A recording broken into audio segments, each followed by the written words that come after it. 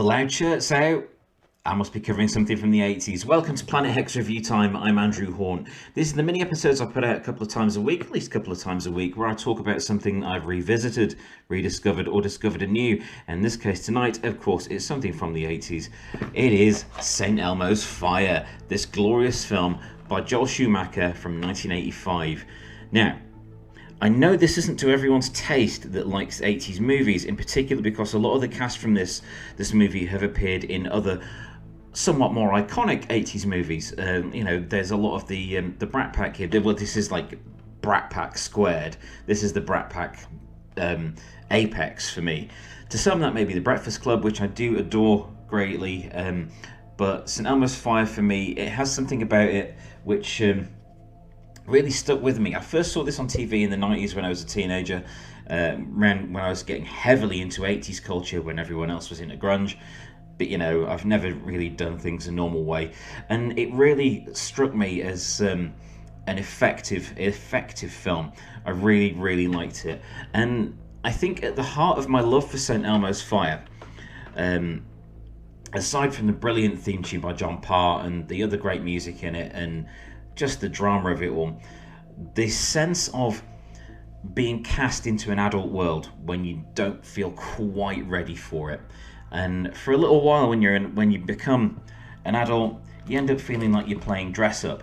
Not always the case, but there are times throughout life, even now in my million years on this earth, where you still kind of feel a little out of your depth with things. And that's something I really appreciate about this movie, is that the characters are clearly feeling out of their depth in many ways, where they're dealing with adult life, they're dealing with needing to hold down a job, they're dealing with relationships and moving on from the person that they were that had previously defined them at high school and such like. And it's interesting. It's interesting that it's the way it's handled. The group of friends are all very different, and they all bring something unique to it. I would liken St. Elmo's Fire to a grown-up Breakfast Club. So, having said that, with the Breakfast Club, there are three members of the Breakfast Club in this. There's, as you see, there's Ali Sheedy, there's Judd Nelson, and there's Emilio Estevez, alongside Demi Moore, Rob Lowe, Mel Winningham, and Andrew McCarthy. You may recognise Andrew McCarthy from what came the year after in Pretty in Pink.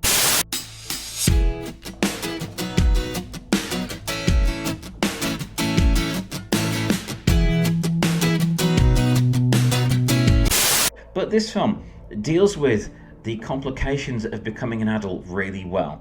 It's a little longer than I tend to like a lot of movies, because it is 1 hour 44. I tend to prefer movies around the 90-minute mark, but it doesn't get dull. The complexity of these relationships between these characters is what drives this forward. Aside from all the iconic shots and all the iconic scenes, such as the rescue of Demi Moore's character at the end, and Rob Lowe playing the saxophone on stage with his band, as you see on the cover of the DVD down here. There's a lot of iconic shots in it and a lot of iconic scenes, and the stuff in like the bar and things like that. It is very much of its time. There are some things that are definitely included in there to be part of a trailer or the advertising, I feel anyway. But it holds together really well, even in 2023. So it's not just like a comedy or a drama or a romantic film. It is a mixture of all of those, and that's one of the reasons I think that it doesn't quite work for everyone that watches it, St. Elmo's Fire, because it's a bit more lifelike in the mix of romance, comedy, and drama. It's not any single one of those three things, and because it kind of flits between those, I don't think it really lands well with the people that may just want a comedy or a romantic movie or a drama. Because of that mixture, though, I think that is one of its greatest strengths, in that it presents these characters as people with senses of humour, complicated relationships, needs and desires that aren't always the most practical or appropriate for their situation. And it's always latched onto me because of that, the sense of feeling out of your depth and out of your comfort zone. I mean, that's how I feel all the time in life. I never really feel comfortable anywhere unless I'm in front of a camera or a keyboard. I'm perfectly happy in those because I feel in control of those, but outside there are other people, and that brings a whole lot of other complications to the board. But St. Elmo's Fire, a really good movie. It is by Joel Schumacher, so don't think that he's just Batman and Robin. You know, I'm not going to cover that on here.